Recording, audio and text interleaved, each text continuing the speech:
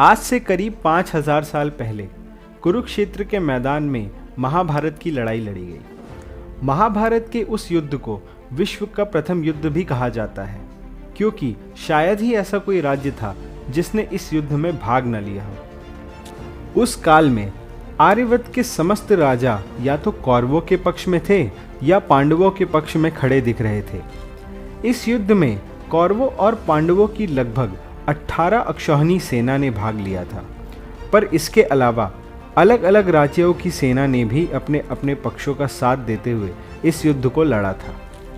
आपको बता दें कि एक अक्षौहिणी सेना में 21,870 रथ, 21,870 हाथी, 1,09,350 सैनिक और 65,610 घुड़सवार होते थे।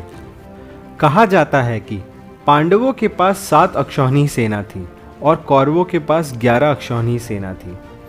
इस युद्ध में अलग अलग राज्यों ने अपने अपने पक्षों का साथ दिया और इस तरह महाभारत की लड़ाई में लगभग 50 लाख योद्धाओं ने भाग लिया था। आप सभी तो युद्ध के परिणाम से परिचित ही होंगे, पर आप सभी के मन में यह प्रश्न जरूर आता होगा कि आखिर उन सारे योद्धाओं का भोजन कैसे तैयार होता होगा। आखिर इतनी विशाल सेना के खान पान की जिम्मेदारी किसने ली थी, और सबसे बड़ी बात कि रोज इतने योद्धाओं की मृत्यु के बाद तो काफ़ी भोजन फेंकना पड़ता होगा। पर आपको ये जानकर हैरानी होगी कि युद्ध के किसी भी दिन किसी योद्धा को भोजन कम नहीं पड़ा और ना ही कोई भोजन फेंकना पड़ा। और तो और चौंकाने वाली बात यह है कि युद्ध में उतने ही लोगों का भोजन बनता था जितने कि उस दिन उपस्थित रहने वाले हैं। मतलब कि भोजन बनाने वाले को पहले ही पता रहता था कि आज युद्ध में कितने योद्धा वीर गति को प्राप्त होने वाले हैं। दरअसल महाभारत युद्ध में 2 व्यक्तियों ने प्रत्यक्ष रूप से युद्ध में भाग नहीं लिया था और वे किसी के भी पक्ष में नहीं थे। एक थे बलराम, दूसरे थे भगवान श्री कृष्ण की पत्नी रुक्मणी के भाई रुक्मी। लेकिन एक और राज्य था जिसके योद्धा युद्ध क्षेत्र में होते हुए भी युद्ध से अलग थे, और वो था दक्षिण का उडुपी राज्य। कथा अनुसार महाभारत के युद्ध में लड़ने के लिए उडुपी के महाराज को कौरव और पांडवों दोनों ने आमंत्रित किया। युद्ध का आमंत्रण स्वीकार कर उडुपी के महाराज सेना लेकर पहुंचे। यहां आकर उडुपी के महाराज ने देखा कौरव और पांडवों में दूसरे राजाओं को अपने पक्ष में रखने के लिए काफ़ी खींचातानी चल रही थी। वैसे ही उडुपी के महाराज इस भाइयों के बीच होने वाले युद्ध के पक्ष में नहीं थे, और ये खींचातानी देख उडुपी के महाराज ने सोचा कि वह युद्ध में भाग नहीं लेंगे। उडुपी के महाराज बहुत दूरदर्शी थे। वे भगवान श्री कृष्ण को मिले और उनसे कहा कि दोनों ही पक्ष एक दूसरे के खून के प्यासे दिखते हैं, पर क्या ये किसी ने सोचा है कि इतनी विशालकाय सेना के खान पान का प्रबंध भला कैसे होगा। श्री कृष्ण ने कहा, महाराज आपका सोचना बिल्कुल सही है और आपकी बातों से लगता है कि आपके पास ज़रूर कोई योजना है। महाराज बोले कि सत्य तो ये है कि मैं इस भाइयों के युद्ध को उचित नहीं मानता।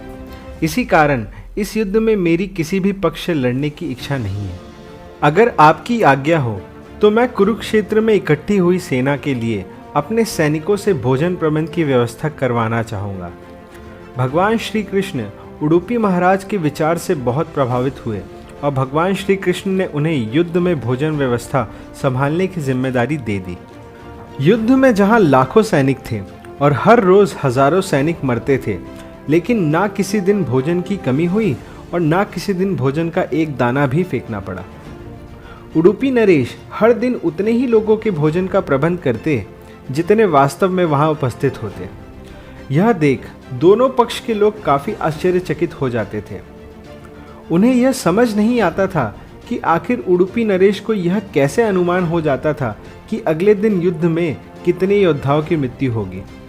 उन सब के लिए यह किसी चमत्कार से कम नहीं था। 18 दिन बाद महाभारत के युद्ध खत्म हुआ। पांडव विजय हुए और हस्तिनापुर की गद्दी पर महाराज युधिष्ठिर का राज्याभिषेक हुआ। महाराजा युधिष्ठिर के मन में भी यही प्रश्न था कि आखिर युद्ध के दौरान महाराजा उडुपी ने भोजन का ऐसा प्रबंध कैसे किया कि ना ही किसी दिन भोजन कम पड़ा और ना ही किसी दिन ज़्यादा। एक दिन महाराज युधिष्ठिर ने दरबार में हाजिर उडुपी राज से यह सवाल पूछ ही लिया। फिर महाराजा उडुपी ने उल्टे युधिष्ठिर से यह सवाल किया कि धर्मराज, आपके पास 7 अक्षौहिणी सेना थी और कौरवों के पास 11 अक्षौहिणी सेना थी, यानी संख्या बल में दुर्योधन की सेना आपसे 1.25 गुना ज़्यादा ताकतवर थी। एवं भीष्म पितामह, गुरु द्रोण, कर्ण जैसे महान योद्धा उनके पक्ष में होने के बावजूद भी आप जीते, तो उसका श्रेय आप किसको देंगे? तब युधिष्ठिर ने जवाब दिया, भगवान श्री कृष्ण को। तब महाराज उडुपी ने कहा, तो मैंने जो भोजन का इतना शानदार प्रबंध किया उसका श्रेय भी भगवान श्री कृष्ण को ही जाता है। युद्ध के दौरान मैं रात को शिविर में भगवान श्री कृष्ण के पास गिनकर उबली मूंगफली लेकर जाता था। मेरी दी हुई मूंगफली भगवान श्री कृष्ण खाते और जितनी मूंगफली वह खा लेते उसके 1000 गुना सैनिकों का खाना मैं उसके अगले दिन कम बनाता था। मैं यह मान लेता था कि अगर वासुदेव श्री कृष्ण 10 मूंगफली खाए तो मुझे अगले दिन 10,000 सैनिकों का खाना नहीं बनाना है, यानी कि 10,000 सैनिक वीर गति को प्राप्त होंगे। इस तरह मुझे श्री कृष्ण द्वारा यह पहले ही अनुमान हो जाता था कि अगले दिन मुझे कितने लोगों का खाना बनाना है, और इसी प्रकार युद्ध के किसी भी दिन ना ही किसी को भोजन कम पड़ा और ना ही भोजन का एक अन्न भी बर्बाद हुआ। कहते हैं कि इस युद्ध के बाद भगवान श्री कृष्ण ने उडुपी के सभी सैनिकों को यह आशीर्वाद दिया कि पीढ़ी दर पीढ़ी उनके हाथों में भोजन बनाने एवं प्रबंध करने की ऐसी कला होगी कि वो पूरे विश्व में अपनी कला से जाने जाएंगे। और आज यही कारण है कि हमें पूरे विश्व के कोनों में उडुपी रेस्टोरेंट और उडुपी के आसपास के रहने वाले रसोइये ही मिलते हैं। आज उडुपी भारत के कर्नाटक राज्य में पड़ता है। यह आज कृष्ण मंदिर और अपने भोजन के लिए प्रसिद्ध है। यहाँ के कृष्ण मंदिर में हर साल हजारों श्रद्धालु भगवान कृष्ण की एक झलक पाने के लिए आते हैं। मंदिर में श्री कृष्ण के दर्शन 9 छिद्रों से किए जाते हैं। मान्यताओं के अनुसार 9 छिद्रों में से प्रभु को देखना जीवन में समृद्धि लाता है। तो दोस्तों, आज की वीडियो यहीं ख़त्म होती है। वीडियो अच्छी लगी हो तो इसे ज़रूर से लाइक और शेयर करें। चैनल को अभी सब्सक्राइब करें और साथ ही साथ बेल आइकन भी दबा दें ताकि हमारी आने वाली वीडियोस की सारी नोटिफिकेशन सबसे पहले आपको मिले। आप हमें कमेंट्स के थ्रू अगली वीडियो बनाने के लिए टॉपिक भी सजेस्ट कर सकते हैं। टॉप 10 टॉपिक्स पर हम अगली वीडियो ज़रूर बनाएंगे। तब तक के लिए धन्यवाद।